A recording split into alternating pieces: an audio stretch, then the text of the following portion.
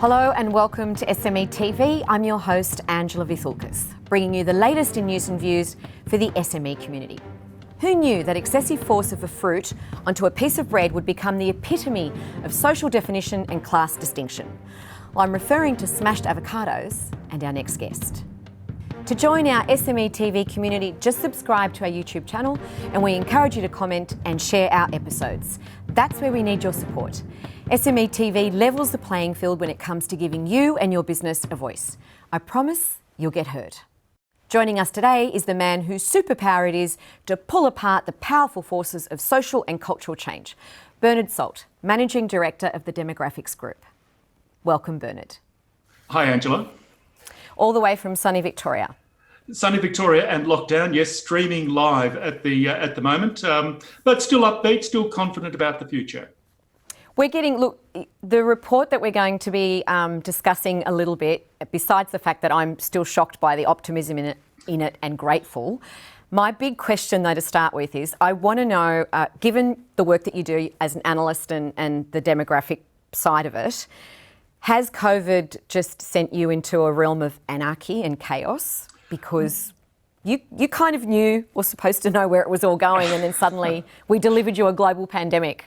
Well, in many respects, if your interest is in demographics, then something like a pandemic with the number of cases and survival rates and so forth becomes very, very interesting. And then when you apply that to an economy, seeing which businesses thrive, which ones struggle, which segments, which communities respond well to this, it's all just made for people who have a data lens on the economy.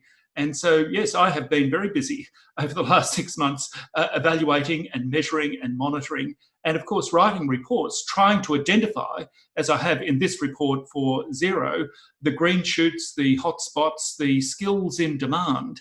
It's not all bad news. I know that the majority is bad news, but there is a segment of small business and employees that are actually doing very, very well at the moment. And if we can focus on that and cultivate that, that may well be a pathway forward. So will everything now be defined as BC, DC and PC before COVID, during COVID, post-COVID? I most certainly do think that that is the case.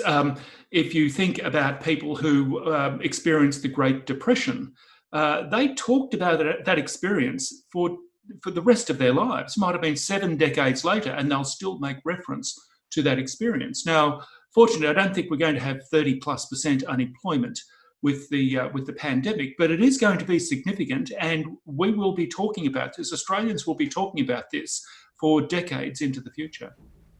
Do you think that will happen because of the impact to the economy itself in terms of how much more debt there will be that successive governments will be able to constantly refer to? Well, we've got that debt from COVID. We've got that debt from COVID.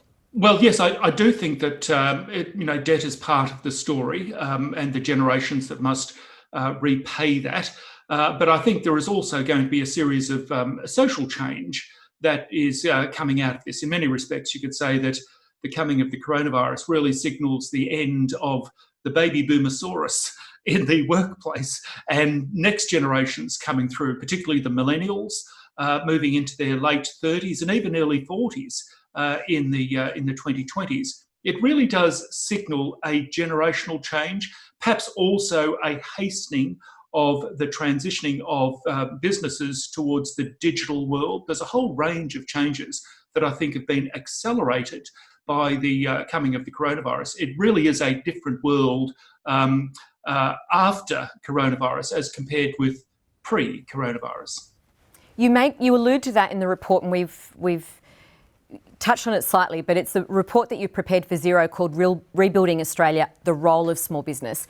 And that's what intrigued me immediately, was because someone, and in this case Xero, has actually carved out a space that small business occupies and says, we are going to have a genuine role in rebuilding Australia. It's interesting, Bernard, because usually small businesses only trotted out at election time, backbone of the country, engine room of the economy, et cetera, et cetera.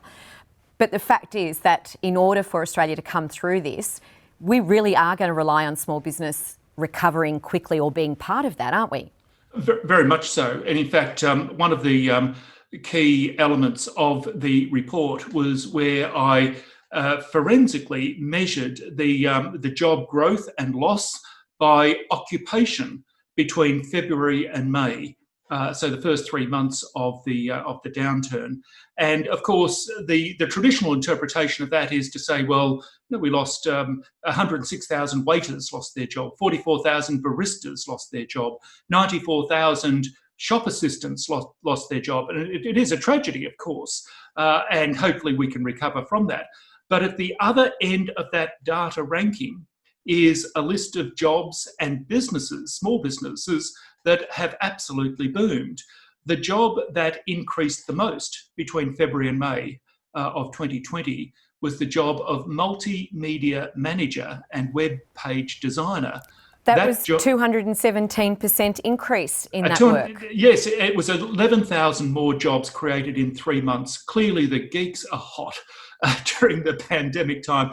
And when you think about it, it kind of makes sense. If you're a small business and you have been closed down, like a cafe or a shop or something like that, the very first thing that you do is that you pivot, you adapt, you respond to the circumstances, and you say, I need someone to get my business online.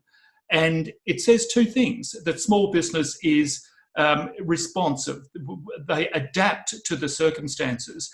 And it also means that there is another business opportunity in technology, in shifting businesses online, in fact. The other growth areas that were identified by the report, as well as multimedia managers and geeks, are people involved in logistics, transportation, distribution, warehousing. So people learned how to shop online, so fulfillment centres.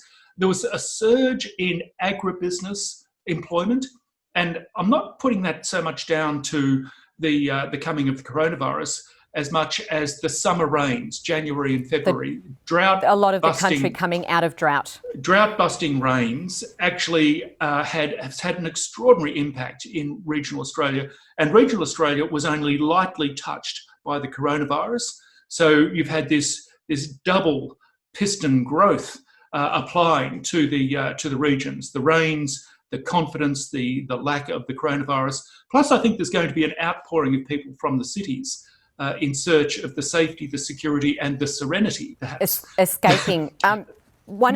Before I pull apart some of the other parts of the report, the other interesting factor, if you don't mind explaining it to me, and I think we've saw that in some of the unemployment figures today, though, that came out, 58% rise in chief executives and managing directors, but these are the self-employed people suddenly becoming employed or creating a job for themselves? Yes, this is very much a trend coming out of the first 3 or 4 months of the lockdown, that we've had this surge in the number of people describing their job as chief executive officer, about a 50% increase in the first 3 months or so. And I suppose if you are retrenched or stood down or lose your job in middle management or senior management in the corporate world, the first thing you do is say, well, I'm going to set up shop as an independent contractor, a consultant, and start an online business. And finally see their dream come true of a sea change, take advantage of, because if some of them had faced redundancy or restructuring, they would have got a little bit of a payout as well in an opportune time. Exactly, and set up a business, and they are called a CEO. So one of the growth areas is this is the point about small business. It's the broad, flat base of the pyramid that is actually expanding during this time, and more one-person businesses are actually forming as a consequence of the pandemic. So one of the most profound things that I found in the report, and I'm quoting directly now, optimism outguns pessimism in the small business world, even during the most severe business downturn of more than 70 years.